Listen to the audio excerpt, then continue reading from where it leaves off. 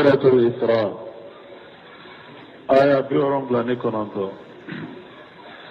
أعوذ بالله من الشيطان الرجيم. بسم الله الرحمن الرحيم. ومن الليل فتهجد به نافلة لك عسى أن يبعثك ربك مقاما محمودا. بسم الله الرحمن الرحيم. والصلاة والسلام على نبينا محمد وعلى آله وأصحابه وسلم تسليما كثيرا. سبحانك لا علم لنا إلا ما علمتنا إنك أنت العليم الحكيم. أستغفر الله الذي لا إله إلا هو الحي القيوم وأتوب إليه. اللهم انفعنا بما علمتنا وعلمنا ما ينفعنا وزدنا علما. بيه tarata suye hijriya bakele ani kemenani ani binani ani nani shahru rabiul akhir minye hijra sankalo nani na bisunyo mugani kelenai miladi nasarau ka jate ba fulani mugani fula sankalo tani kelena bisunye watani durunai ambe dawra bugu masjid ar-rajah wa ambo kono. A'udhu billahi minash shaitanir rajim. Wa min al-layli fatahajjad bihi nafilatan laka asanya ba'asaka rabbuka maqaman mahmuda. Darasute menene ayanya tafsiri hadisa min dilolen tumbala hadisa ode makkala. Anko aya yala ko chidema ko sufela la sinogo kofea akawuli kanafila ke ko obeke sababu ye ka daraja korota oye kadoni dili doye ni ala yo dama na ba daraja korota yo malikama do mo ala ba jojo yoro la fana jo yoro minni be batamu arisanana وأن أبي هريرة رضي الله عنه كرسمنا أبي هريرة ملك جيكبواما قال أوتي رسول الله صلى الله عليه وسلم باللهم كوني تشغدو نانا تشيدما فورفع إليه جراء وكانت توجبه كوي سوغي أشنكلا kuyota ko di cide masallallahu alaihi wasallam ya soro sogo yoro la senkala yoro de kadi cide nye sogola kuyo yoro ta kadama fanahasa minha nahasata o cide nye do tige kabwala ye do urti ka do tige kabwala na anyi mana ka do dwala summa qala وكفي تيدنكو أنا سيد الناس يوم القيامة أقول ندي هذا ما دم بكني ماي قيامة دو وهل تديرون مما ذلك أقول يا لابو ما ندوا يجمع الله الأولين والآخرين في شهيد واحد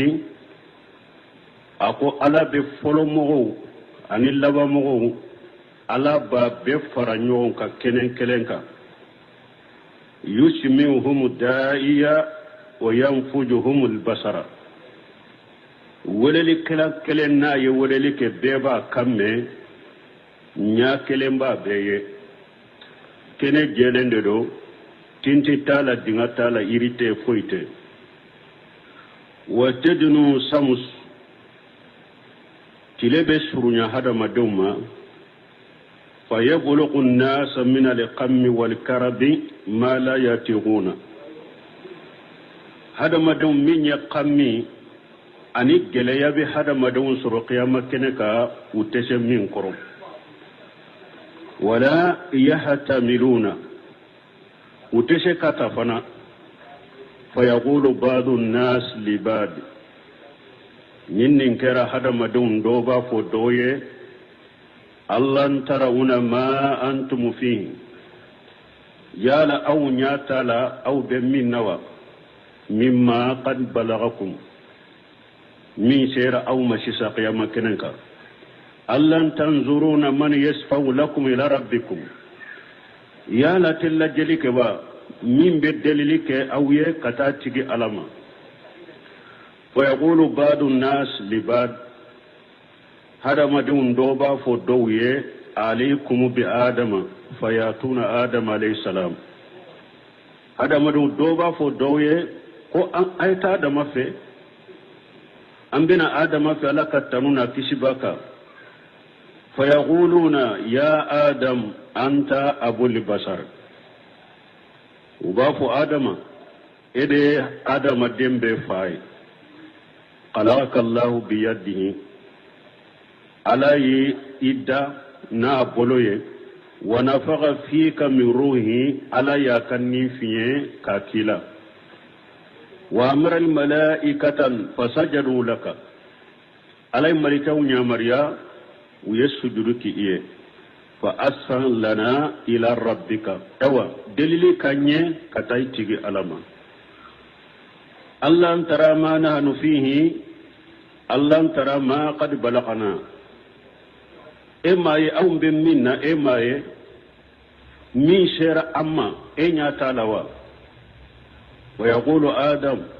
إن ربي قد قدب اليوم قدبا لم يقدب قوله مثله ولن يقدب بعده مثله آدم بافو بنتي على الدمنرا dimila alama deli bi doyne kanin dimi nyogona ke bin doyin ko fe fana alate nin dimi nyogona ke wa innahu qad nahani an sajarati fa shaytu nafsi nafsi nafsi ala yenne bali arjanna kono kon kana iri do du ne ala soso nye iri indu binewa mbe min makara nyere ku ijhabu ila khairi ayatan ne tanafe ijhabu ila nuhi ayatan nuha fe fayatuna nuha fayaquluna ubina nuha ma ubafu nuha ma ya nuhu anta awwalu rusuli ila ahli al-ard ede chideyum foloye kana dugu koloka وقد سماك الله عبد شكورا علي ولا جو من ياتي على بركة اسفل لنا إلى ربك دليل كاني كتايتي علما الله ترى ما نحن فيه إن ياتال أم بمنا الله ترى ما قد بلغنا إن ياتال إما فيني من شير أما إما يوا ويقول النوح إن ربي قد قدب اليوم قدبا لم يقدب قبله مثله ولن يقدب بعده مثله قط نوح فنبافو بي نتيجي على دمية أما دلي كان دمي نغنك بيدوين أو بيدوين كفي فنا أتنين دمي نغنك أبدا وإنه قد كانت لي دعوة فدعوتها على قومي نفسي نفسي نفسي اذهبوا إلى غيري نوح بافو دنغالي دو تنبني بولو نينكا مغو دنغانوه نتسكالات دلي نيني رواية أيمين ناتي رواية وريا ناتي كوني على دلي فينا أمين يامرينكا دلي منا مينا أدنكا كباريات رواية دبوفو wawa abafu bi nebe nyerede makara ayta mo worefe ijhabu ila ibrahima fayatuna ibrahima fayaquluna ya ibrahim anta nabiyullah wa qaliluhu min ahli al-ard isfal lana ila rabbika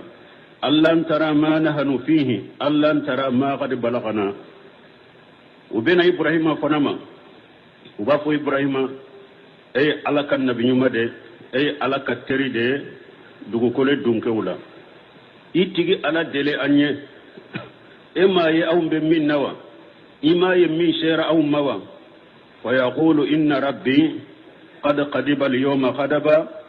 لم يقدب قبله مثله ولن يقدب بعده مثله إبراهيم بافو بي نتيجي على دميلا أما دليك دمي بيدوين ندمي نغنى لا بكفة ندمي نغنى فذكر كجبته إبراهيم باكا قالوا ينفو قالوا يرتي أبي الله كدينا دفالي tumamu ko kata boli bato akonne bananendo aye boli kari uko jonyanka boli kari ako boli kumbaba de yu kari ani sarata na ko abalima dedo ibrahima ka ntumbe mu'min ya balima ya dema komi anto oyorola ashite ngaloye me ibrahima yu jati ayere bolo ko aleye galondo tige nafsi nafsi nafsi ijahabu ila khairu nebi nyere de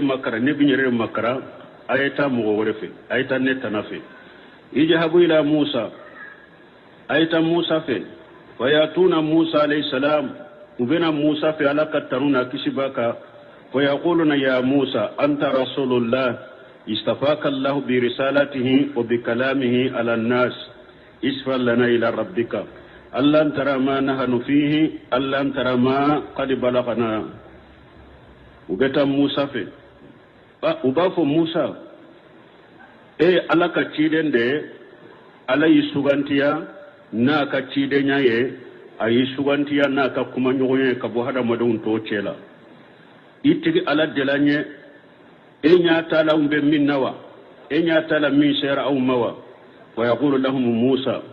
inna rabbi قد خدب اليوم خدبا لم يقدب قبله مثله ولن يقدب بعده مثله أبا فونتي على دمنا بدملا على ما دلك دمي بدوينه كومي بيك دمي نغنا أو بدوين كوفي فنا على تدمي كومي بي دمي نغنا موسى بن نيفو أو موسى فنا بي أبا فويني قد قتلت نفسا ولم أمر بقتلها نفسي نفسي نفسي اجهب إلى غيري أو موسى بافني نيندو فغا على منيا مريا كونكا فغا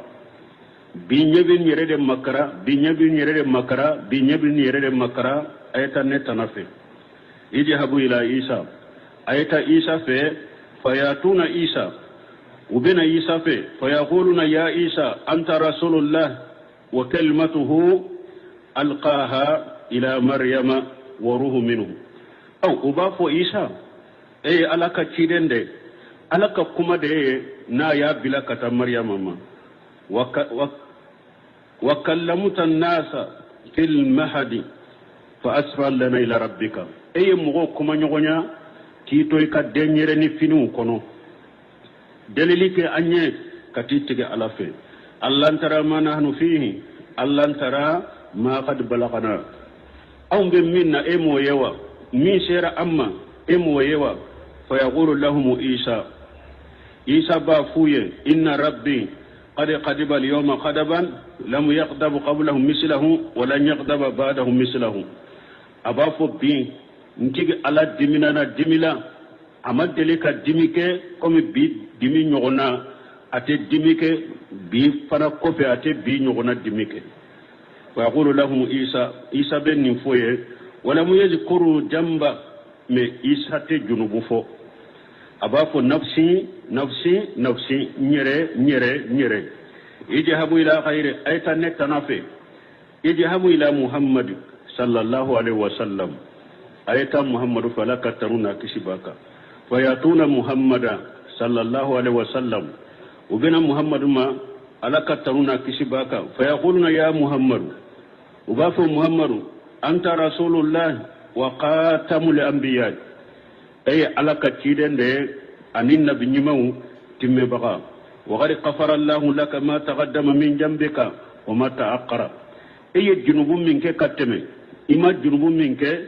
على يا بي يا فيه فاسفل لنا إلى ربك دليلي كان يكتيتك علما ألن ترى ما نحن فيه ألن ترى ما قد بلغنا أم بمنا إمو يوا من سير أوما إمو يوا فأقوم تيدن قالب ولي فآتي تحت الأرش قالبنا الأرش قرو فأخو ساجدا للرب عز وجل قالب بي كسجود تاتيكي عليه مسمين كبو أقرط لندو ثم يفتح الله علي ويلهمني من محاميد وحسن ثناء عليه ko o kofe ala be fonini ke alaye kam minye ala tanudo ani ka tanunu sage alama ko ala be ulu do foni alaye ko ulu do bilale hakilila ma lam yaftahu ala ahadi qabli ama o fonini ke o tanunu fonini ke mogoye nye mana ala be fonini ke nye tanunu dola ani majamulu dola ala madeli ko ulu foni mogowore nye فيقول على باب يا محمد ارفع راسك وسل توتاه أبافو يكون كروتا دليلك إبسو وأسفي تسفو سرنالي دونك نيه من ينفي نيه من دلي منا مباكيه فأرفع راسي تيدن قالبا كون كروتا فاقول امتي يا ربي امتي يا ربي امتي يا ربي ko aleba fo manton ntigala manton فيقول على بافو يا محمد أبافو محمد أدخل من أمتك من لا حساب عليه من الباب الأيمن من أبواب الجنة أبافو تيدي محمد إكام منتون الجنة كنين jate do ta ikam manton la iku do arjanna kinin danya famfe kinin fan danfe ulute koloshilite uluka fesefeselite uluka wa hum suraka'u an-nas fi ma siwa jalika min al-abwab awa inni mugo to kaka arjanna da to la fana summa qala walladhi nafsu muhammad biyadihi o ko fe cide gon kallani masai muhammadun nimbe masammin bolok إنما بين المشارين من مسار الجنة كما بين مكة وحجر أو كما بين مكة وبصرى كيدن كون كان على نيم بمسامين بولو كو أرجنة دافلا مانا بورتو فلا من بين نيغون سور أرجنة لا كو بورتو فلا نيغون تا دافلا نيغون تي كو أبونيا أبيكم مكة حجر دغو ديدو أو بمكة بصرى دغو ديدو أو be iraqi ko arjanna da bonya be wode dani dace da ada doy ana da doy ni nyogonce ko abe ko mi makani busurace abonya wa nabi hurata qala rasulullah sallallahu alaihi wasallam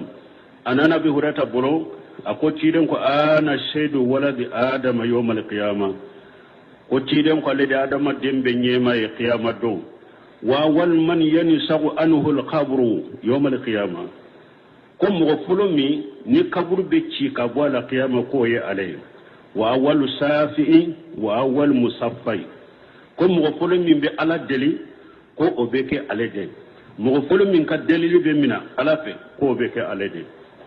donc bon kasuri ni hadisa de dilo ayayina ni hadisa nunu fule uka chogo be bo nyon koro ni nyaayira ci dembe ala deli aka mantonye hadisa mun on tamanula adu bayira ciden be ala de deli akana kiri tige jowni nyogonje parce que qiyama kere mugo yo de nyini hari ni hadisa kono aka ala deli ala kana yawa aka na kiru tige hada madin nyogonje be kita yoro do qiyama kene degunna hammini qammin be mugo be kiso machogomi donc ni ciden ya ala deli masabay mbebo la resu samfe malikaw ba no fe kana subhul qudus rabbul malaikatu ruhu uba shani yakana ala yofa ayakunu yawma tasaqqaqu samaa'u bil qamam wa nujila al malaikatu tanzila ako yomal qiyamah do sanka babecci ni kaba nugo doye donc malikaw be jigi groupe wa jaa rabbuka wal malaku saffa aya wure kono ala ko ittigi ala bena malikaw safa safa donc ni cidenya ala deli maqama mahmuda ninde nay ala deli qiyama kene mugo beye ko ala kana kiru tige joni nyogonce minni malikaw be jigi sankaba kelen kelen malikaw be ka damana aray hada madendo jinna ulu de be jo sankaba folo malikaw be jigi ulu be ke arankele kulu kori sankaba fulan malikaw ubeke aranye ku kori sabanna o chogola nani na o chogola durna o chogola woro na o chogola wolon fulan na o chogola malikaw ka safa wolon fulay be hada madun koli le jinna hada madun buce ala ba fo yorode ya ma sara le jinni wal ins aba fo jinnu jama hada madun jama awa bo yorobe min bolo ni sankere wuye ube dugu koro kere fela aye bode parce que korosiri be na damina mogo te se ka bo fana ni dalila ti bolo o de la cité mogo bolo ko ibe se ka boye donc ala ba fo ayna al muluku dunya ayna jabbaruna ayna al mutakabbiruna ala ba fo jinya marali kelaw be mi jinya masakew be mi jinya yere sago kelaw be mi jinya yere bonya bagaw be mi limani limulukul yawma bi dom marali jon tay limani limulukul yawma bi do marali jon tay jablu kere ba soroywa ala ba yere jabi lillahi alwahid alqahhar abafu bi marali ni ala de tay ni ala minye masakelenye ni ala minye karabali masay donc mbalmo ni hadisa munu fuleni nye nimba irana ka dersu irana minye ninchidenye sallallahu alaihi wasallam ko kuma be ale de boro qiyama keneka mugo kelen kelebe aka mugo folo abe qiyama keneka aka shia mugo folo abe qiyama keneka karamugo be shegu be waliju be habla kuntigu be ne ko ashi kuma yeraiwa ni shi kuma bewa لا يتكلمون إلا من أذن له الرحمن وقال صوابا يوم القيامة مغشيد تشكا كما فألك جندي ميكا كما وفنا فويكا صوابا دفو تيرين يا ناتي حديثة دولا كو قيامة كنكا مغشيد تشكا كما فوني على جندي ميكا كما كو كما تمغبولو قيامة كنكا نتشيد ونتي نبي نمو نتشيد ونبي نمو تكما تمغبولو wala hada madu an ka tugunin ciden ko sallallahu alaihi wasallam an ka ala ta nyini anyema qur'ana kono ciden yemi fo yin hadisa sabati lewon kono an ka tugu alaikum kuma ba le de bolo kiyama de munun be nyogo halake minna an ka karasa fulana an ka waliju fulana an bo ode ko qiyama anan mina nan boloye kando arjanna kono ube qiyama ana ala delanye ube ciden na ka jama be fa ulu ka waliju na ka jama be fa nonu nye seytane ka marasaliw de seytane ka negeliw de ni nye ani seytane ka marasali donc hadamaden min be kisi fe yere jinya ni be kisi fe yere lagara tugu ciiden ko sallallahu alaihi wasallam ale kuma bale de boro sunyali domba bale de boro ala bale de jo yoro la be batam mais ni kuma do fana me jamana yin kono jamana ka hinna bi mina jamana don ka hinna bi mina kere kere bolo ka mogo munu be kuma yin fo ka hinna bi mina be fo ni jamana kono mogo dobu bolo ko ala ye minke uluye ko ama ke cidenya ube go fasa manta cidenya reka atigi ama fo qur'ana kono kunni sunyali domba bolo de aw be munu fasa manta cidenka aba fo ko ala ye minke uya ma ke cidenye min be qur'ana de kono qur'ana tawsiru kono hadisa sahalende ninye sehi muslimu kono ni mafo otigu yede otigu tesenni na kuma tu bolo kiyama keneka kuma te mo bolo kiyama keneka kuma be cidende bolo donc hada madenki remina ka bo shaytane bolo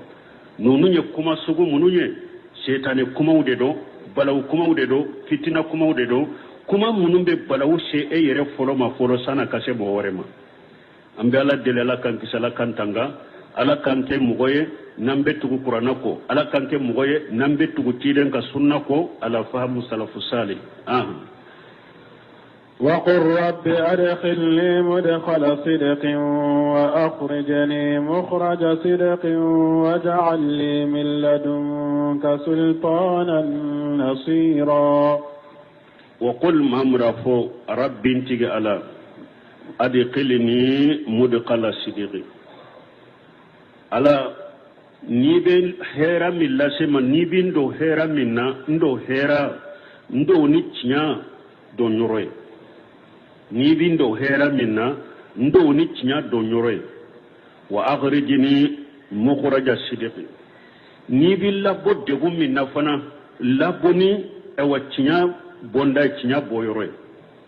ni billa bo ko ewa ko korle ni degum min kono fana ikilla bo ni cinya boli yoroy ni nye tawsiri saadi uleyen ni aya tawsiri ni chogodela wajala li milla dunka sultanan nasira ika delila dima fana ka huja dima delila min bindeme wala ni nye tawsir muyassaru doni ka baw farale nyogonka uyemmin fo من كسركو قال بعض العلماء وقول رب أدخلني مدخل صدق يعني المدينة كو إكيندو تشيا دو نيرولا كو أوي مدينة تشيدن دون توم مدينة وأخرجني مخرج صدق يعني مكة إكيمبو تشيا بويرولا بويرو يمانا ني بويرو يماي كو أوي مكة وهذا القول هو أشهر الأقوال bunkasiri ko tawsirkalo ya diga kuma munu fo ko ninde kuma bangalenya aya inna wa qila adkhilni mudkhala sidqi yani al mauta ako do fana ko ikindo tinya do yoro la ko saya wa akhrijni mukhraja sidqi yani al hayata ba'da al maut ikimbo tinya bo yoro la ko yenyana maliye saya kofe wa qila khairu jalika min al aqwal bunkasiri ko nunun tanafora kuma wula aya in tawsirila والأول الصوف وهو اختيار بن جرير من علي مي سوا نسها ويفولو دي إكيندو دو يورو نيومانا كو مدينة إكيمبو بو يورو نيومانا كو أويم مكاي بو يورو نيومانا كو أويم مكاي كو بن جرير ينين دي سوغانتيا كو نين دي سهلندو نين يتوسير بن كزاري ينين دي سهل نتوسير المياسر ونيا فوچوغ مولو يا كري باسكو أولوتا أبيبي دو أكونو ni bin do hera minna ikin do ni do yoro nyumai ni bin bo degu minna ikin boni bo yoro nyumai yala madina do ni maka bodas abeto kono wala abebo ode kono ko mana hera ni bin do ola ndo ni ewa do yoro nyumai ko jugu koro degu ni bin bola mboni bo yoro nyumai ika delila dama delila min bin deme nka juguka وقل جاء الحق وزهق الباطل إن الباطل كان زهوقا وقل ما مرفوه جاء الحق وزهق الباطل شنانا قالون تارا كتا آية لبا تهديد ووعيد لكفار قريش ni aya ni nyekkan karima dade ani ki lahiru nyogonyani la jabe makka kafiru lahiru nyogonyani la jabe fa innahu qad jaahum min allahi lihaq alladhi la miryata fihi wa la khibara lahu bihi makkan kaw cinya nanuma cinya mi sikatala cinya mi motese ka kumbe wa huwa ma basahu allah bihi min alquran wal iman wa ilmin nafi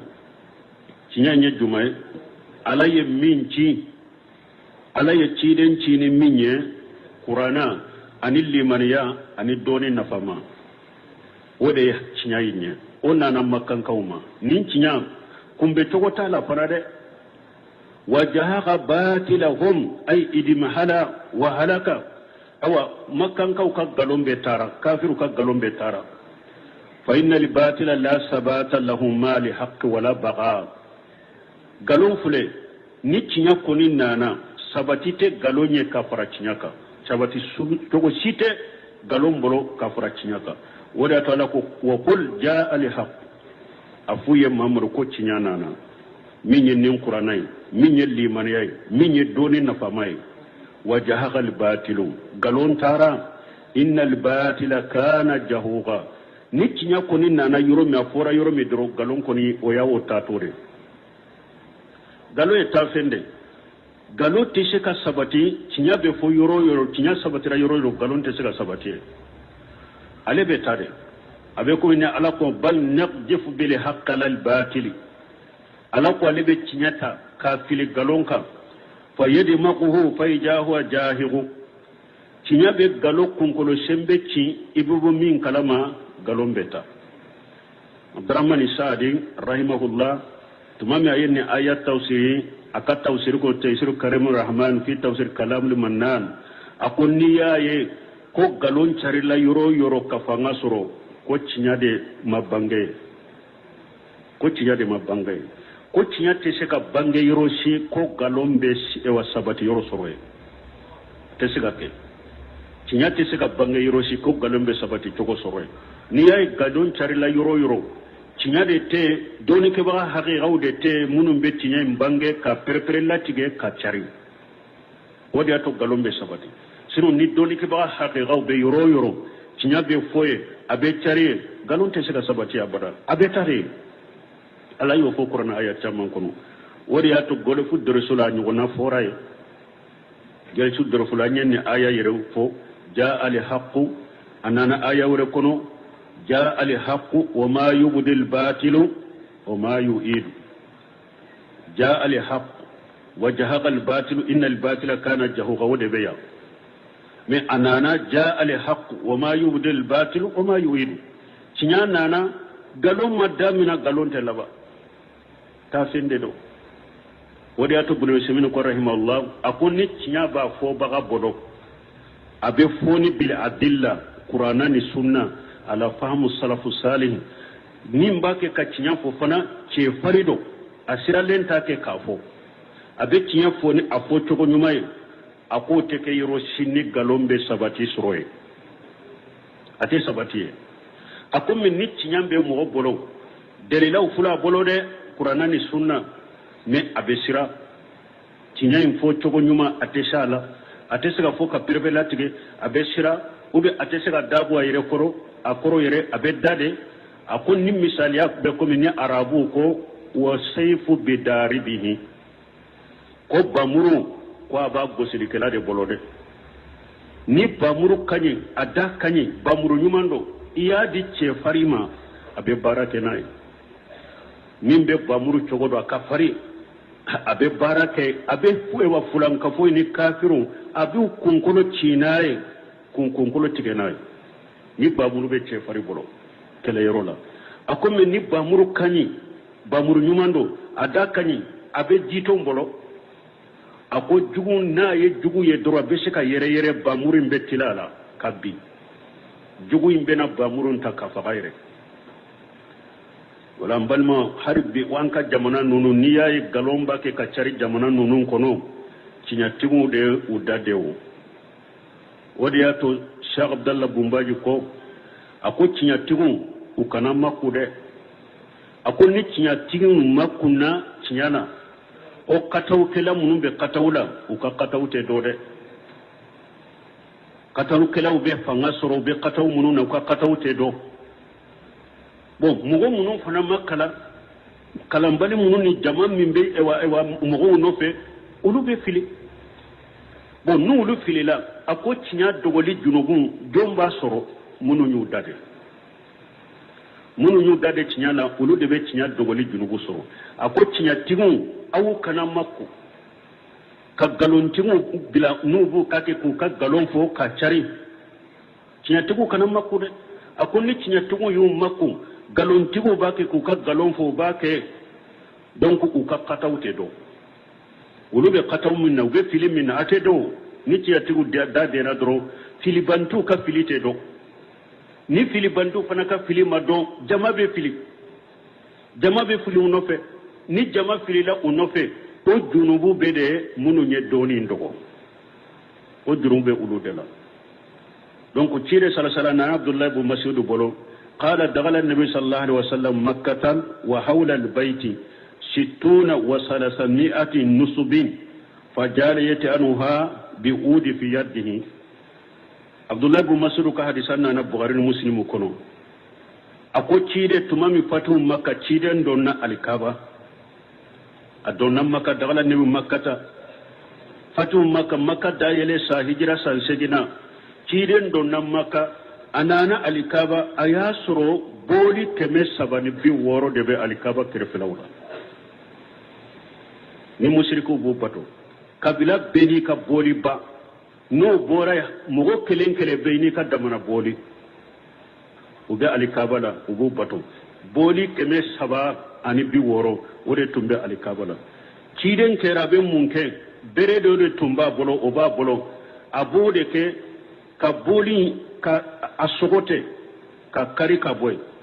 aba bere ke ka bori sogote ka nyunite ka kari ka boy abenne ayakala jaa al-haqq wa jahaqa al-batil wa jahaqa al-batil inna al-batila kana jahuqa aba fu cinyana na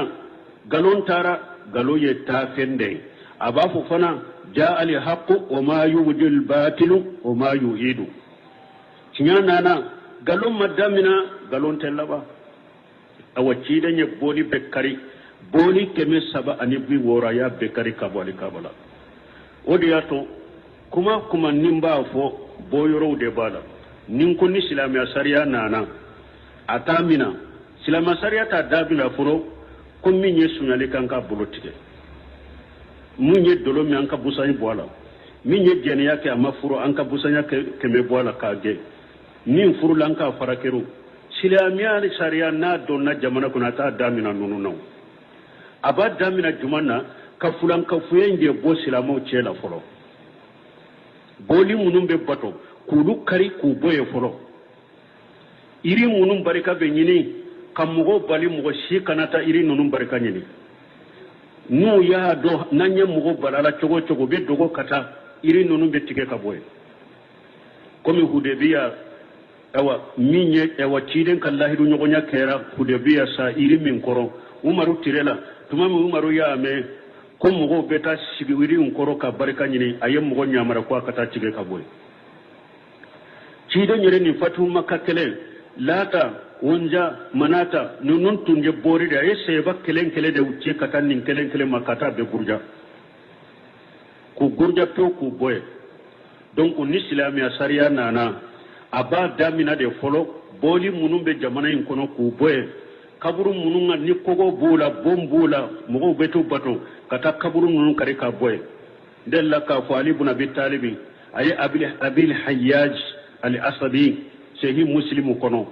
dondola ali ibn abi talib ko abil hayyaj la sedima ako yalan ki bila ci dola kata dugu dola ci da nyere tirela adalla kan ne ciya nyugonawa abul hayaji ko hoye jumai ako tanin dugu masinanda allah tada suratu illa tamasitaha wala khabr musrifa wala qabran musrifa illa sawaitahu ako tanin dugu masinana niye boli sore munima sore photo sore ika betuse kaboy kaburu be nu ya dila ka korota ika betti kani kaburu toke kelenya nimbe musay muslimu kono ima ye munumbo o kosugula utafe silamya sariya kanawo abada utafe mo fulo munumbe silamya sariya kele duguma fama bolo akanana jamana kono ulude do ni silamya sariya inana aba damia de boli munumbe bato folo katu kari ka boy patu makka ci danya damina de law aya damina de ka bolu kari iri ma munumbe katu tige ku boye aya damina odela e wonni sariyan nyana ba damina odela kasilamaw ce netway tawhidi kasabati mogo bola haqiqa fulan ka foya ka bo mogo shenkro mori gana munumbe soma munumbe doma munumbe dabalikela munumbe ikana sorode ni silamiya sariyan nana nunum bebe nyini de kanu de khadima ibe minna dabila tubi ka dabila na ma dabila bafa bal imam na maliki ko akut dabalikela nasoro la harin na kon tubira ko ka tubi banya la ce me aya fa parce que andalen tala dabali be ke dibide la abese ka fawon koro kontu bira na tara sufira la dibila do beta segara ba kai odiya to ciden ko haddu sahiru darbuhu bi sayf na togo de la darbata bi sayf ciden ko dabali kala haddu yamnya kiri minye aka bamuru ke ka gosi ni bamuru dabali kala ka kiri ode donc ambe ala deli silamiya sariya ni dina sariya bettige ni qur'ana ni sunna la famu salafu sala ko di jamana ima no dira jamana ina dongodo jamana be suma awa hera bena kono fana abe suma sécurité bena hakili sigi bena hera be do kono ne no de makewa aya tesira ke har ni yayi nin kuma sugo be fo karasa kausa ala ka ci danye de ala min ka ni wona make ci danye de qur'ana ben nani donc min ala ben nani ci den ben nani ko sariya de te ni sariya be ite seki daboro nunun kuro ni eminana e jujera jamakulu do wolela ke kanti ga be nyana ka fotelela karsa minyen nin ka fagara ka ba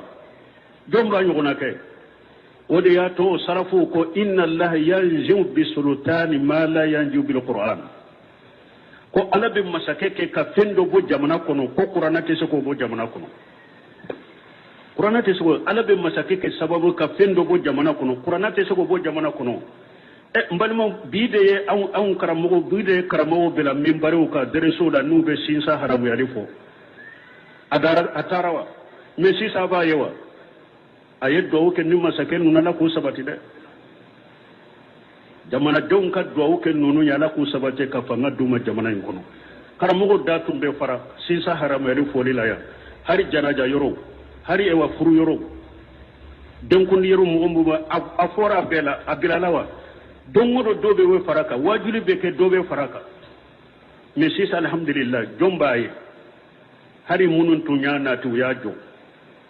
uya na lidaga masaki bese ka fendo go jamana kono qur'ana te soko bola de donc odiya to le hasan basari ko ako wallahi la yastaqimu dinu illa bi umurai wa in jaru al hasan basari ko ako wallahi dina te se ka jo ni masake ute har nu jengena do ko dina ti sika jo abada ni masake to wallahi lamma yaslahu allah bihim akthar mimma yufsiduna ako wallahi ala be minya masake o ke be min dila jamana kono ko de kacha katebe be min jiya o be min dila jamana kono silamiya kono ko de kacha katebe o be min jiya donc ala ka silama sariya o de natimbali mom donc ciden fule donc ko cinya nana galontara ambe ala deli ala ko yiram fana la jamana en kono ya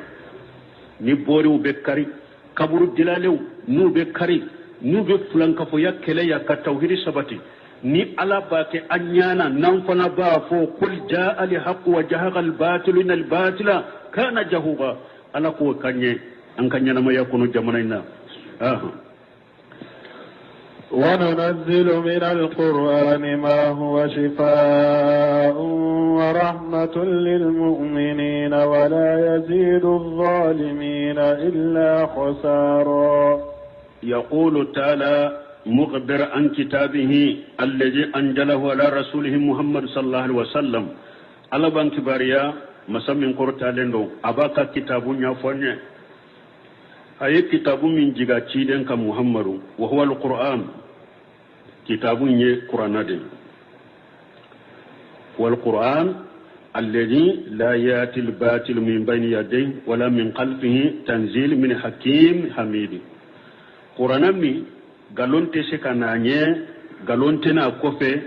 ajigina kabum masade fe masami nyekiri masami tanunendo mana mogote se ka fembo qur'ana la ite se ka fem faraka alay qur'ana tangade wa inna nahnu najalna dhikra wa inna lahu lahafizuna ala ko ale ala de nin qur'ana tanga jigi ale ala de be qur'ana tanga e wa qur'ana te bojja kono abara fo jinya laba ni dugu kolo jinya laba nana finye sumalen do bena abe mu'mini ben nimina mogo jugu de be to dugu kolo ka foyte har Allah o te fo dugu kolo ka mogo jugu de be to ni o kera ala be qur'ana korota qur'ana ala ka kuma de minhu bada وإليه يعود على كما دي ولا كما نايري قرآن بور على دي في كما نايري كاجين أو جيان لبا نمو نيوما مؤمنو بنا دوغو كولا كتورا مغو جوغو يا قرآن تكلا تغني على با قرطا قرآن بشاكي كتا علم alikaba alabe mogo dogo yi chopping abeta alikaba ci ka birki kelenta kata afili baji kono o yasuru mu'minu bora jiyan kono min bani man ni o teba o mashiya kafiru bu yere sege silamiya te bo jiyan kono qur'an bo jiyan kono nya fo golo fula nko yahudiyani nasara de la kay renyum bado ke renyum bado ko be silamiya cinya chogomi kasurunya uka kuntigi ko ka fen sabato silama bolo ko mo tese silamiya la qur'ana ko to silama bolo mo tesula alikaba ko to silama bolo mo tesula arabuka ka silama to be arabukan kala mo tesula kafiru yere ben ndo ngo ode ya to ina nanu kallangi unu ka kaunu ka faranse unu ka fewnya pour ka silama talo kusula ko arabukan nimbe arabukan keleli de sudesi de la ka kutuba ko ka amena akok arabukan keleli de fule kafiru bolo parce que ya do de kasilamo to be arabukan kala ko mo tesula parce que ni arabukan kala na qur'ana be kala ka fam ciden ka hadisa be kala ka fam ni nunu famu le mfana be silama bolo be barake nu ye ite fili ciden nyode fo tarakitu fikum ma lan tadillu ba'dahu إن تسمتم به كتاب الله وسنة نبيه ciden ko konye fendo to aw bolo ate fili o kofi abada tanke ni abake ko femmina ate fili abada alaka kitabu anaka nabi maka sunna kan nunu to silamo bolo te fili ode ya to pour silamo kana nunu nyado o kanu kono na nyado uye arabu kan nege bon silamo la karabu joguya do silamo duskun kono karabu joguya do silamo duskun kono karabu kan kalan joguya ko do silamo duskun kono anyere kala dawde anyere ka kokoro ha silama kambe e bolo ko anyere ka kambe e bolo ka qur'ana bo ika jiya herabe minna ika lagara hera minna idara min kama idara silamiya min kama o be langi minna kambe e bolo ni wotea nunu yetibabu ka hakil nawde wodi ato Sheikh Albani ko akon ni ale se tumbala ani ni ala to nyake ko ale ba fe jiya jamana be ka langi ne soli ka arabude ko pas wodi silamo ka kanyo silama be de kanye arabuya tibabude nana kamfra ninya arabu kanye ninya au kanye tibabude nana nini hakili nawye kuru silamo be mabbo silamo ala tumu itese ka famu chokomi me alaka donyiranna ninni mbebeta ni silamo ya sarabe na ninja mana kono donc wodi yato alay qur'ana tanuya ako onuna zilu min alquran ala ko alebe fenjigi qur'ana kono leye jigili doke qur'ana fendo jigi qur'ana kono ma huwa shifa'u munu nye furaye wa rahmatu ani nema lil mu'minina mu'minuye shifa'u wa rahmatu lil mu'minina ay yujhib ma fi qulubi min al amrad qur'ana fura amba damina jumanna bisukun fura qur'ana nana kadusukun de furake a fura fule munye kadusukun furake mimbe dusukun kono bana munumbe dusukun kono min shakki silamiya dina sikka minnu be dusukun kono kulu boye wa nifaq munafiqa minnu be dusukun kono kulu boye wa shirk fulankafoya minnu be dusukun kono ku boye wa jayri jenge mimbe ani mili mimbe miriani jenge minnu be dusukun kono kulu boye pew qur'ana dusukun furade fal qur'an yasfi min zalika kullihi qur'ana ben nimbe furake dusukun kono sikka munafiqiya shirku jenge anika mile ninumbe hasiriya besen konya yere jiraw qur'ana be ke sababu kanunu furake ko boddu sukun kono de wa huwa aida arrahmatu yahsulu fiha al-iman wal hikmatu aw qur'ana yenema de fana liman ya be soronay ko don be soronay wa talabul khair wa rahabatu fihi anika hera nyine anika ikanu kata herama وليس حاجة إلا لمن آمن به وصدقه من مغشيت النسر mana qur'ana be ikanda kata limaniya minna ani abi kanda kata kodo minna ani ka hera nyini ani ki kanu kata hera ma mogo sito soro fondi mogo min dara qur'ana la wattabahu yitura qur'ana ko fa innahu yakunu shifa'u fi haqqihi wa rahmatun qur'ana be ke ede ka e ka kola abeke ede man nemay abeke ede ma furay ni mogo min dara la de qur'ana ka fura ani qur'ana ka nema ate be nafa koy min dara la de min dara qur'ana la itugura qur'ana la abeke ede man nemaye abeke ede ma furay wa mal kafiru jalimu nafsahu bizalika amma kafiri yirin kuntunyu baga minya yirin kuntunyu ni qur'ana baniye fala yajiduhu sama'uhu alquran illa bodan wa kufra ne kafiri qur'ana melite kafiri jiri foila fo ki yiro majanya kabo alala ate foy jidi foy na fayma fo ka do farika kafiraka wal afatu min al kafiri la min al qur'an wala ni qur'ana ye kafiri jidi ki mabo alala ka do farika kafiraka yala defo be qur'ana de la defo be kafirin de la defo be kafirin de la wala ya to qur'ana ya mabo alama qur'ana ye do faraka kafiraka do fe ba de la wadi ato la ko ayawrela qul huwa lil ladina amanu huda wa shifaa alakum mamura fuye qur'ana mu'minu ye qur'ana ye furade mu'minu ye qur'ana kanda de mu'minu ye wal ladina la yu'minuna fi ajanihi wa qaru me mo monun telli manani qur'ana tengirma do de bo ulu katilo wala tulo gerende ye wule ute qur'ana me wa huwa alaihim ama qur'ana dibilende be uluka adibilende be uluka ulaika yunadawuna min makanin ba'idi nunun tigla mo de be limaniya wole ni qur'ana yorola yoro minni uni limaniya suroli kajanyo na qiyama nulu be qur'ana cinyaye yoro ku be limanana ube ke qiyama kene de ka limana fanate sekata wo yoro janna aya chaman nana nununa donc tuma mi abdurrahman sadiye ni fana tawsiri bo ko qur'ana ka fura ako fura fulay be qur'ana la شفاء المعنوية وشفاء الهشية قرآن مانا لا شفاء المعنوية يموني أن يمين فود بسكون فرا بنا منون بيد بسكون كنو ودي شفاء المعنوية على كو شكا لغرا شكا دينا شكا تيريون كاب شكا منافقيا وشركون جنة ميلة بشن كونيا هاشريون يرجراو نونو دي شفاء المعنوية kahada maden to ibe qur'ana kara ibe tadabburu kena ibe tashi kena abe nunu furake kaboy dusukun kono de min niya mo be qur'ana kara har bin nunu fana be dusukun kono itake ka tadabburu de itake ka tagashi itake ka barake na fana donc shifa'u alhishiya qur'ana be har hada maden fari koro banaw fana furake har fari koro kenmala banaw qur'ana ba furake comme wakati surnyana aba shedru qudru dillahi munye aba shedru qudri silen ka sebaro anaka jamatara kele dola unana kafiri dugu dola udonna dugu inkono ko dugu deun ko bismillah ube shiye ubanna dugu tigina ka jama banna ko bismillah ubora utara jigi dugu krefe dugu ko felala utara shiye alaye munke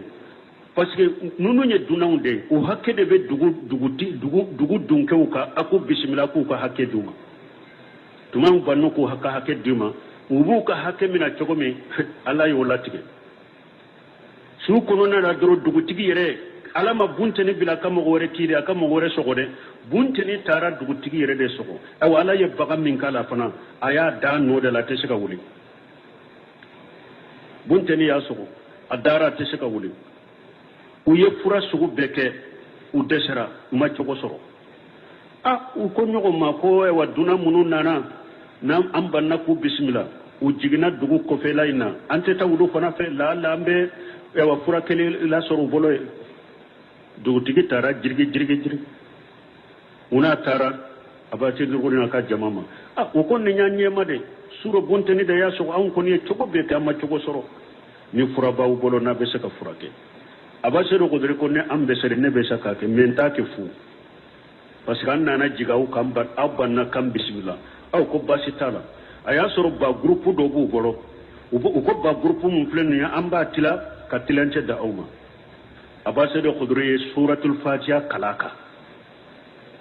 aye suratul fatiha wa ya soro dalen wa teshaka wuli aye suratul wa fatiha kalaka fatiha be bayro mi ke trabasura komi ni kan nyame garam bala sirilendo ba yire sama sama ni juruti gara ba yire soro to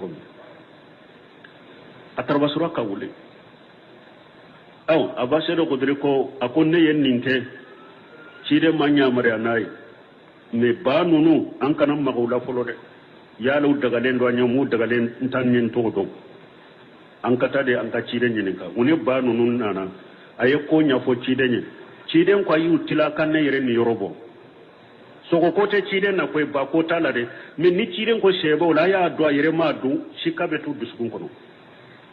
uduskun te fere o de ya to ko do ka di ala yere ma donc ni nyaayira qur'ana be dusukun fara shifaa'ul manawiya qur'ana boke shifaa'ul hisiya qur'ana boke inshallah waqti sera ya subhanakallahumma rabbana bihamdika ashhadu an la ilaha illa anta astaghfiruka wa atubu ilayk suratul isra aya bi'urum blanikonanto أعوذ بالله من الشيطان الرجيم بسم الله الرحمن الرحيم ومن الليل فتهجد به نافلة لك عسى أن يبعثك ربك مقاما محمودا بسم الله الرحمن الرحيم والصلاة والسلام على نبينا محمد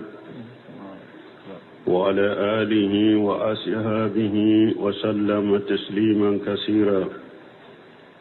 سبحانك لا علم لنا إلا ما علمتنا إنك أنت العليم الحكيم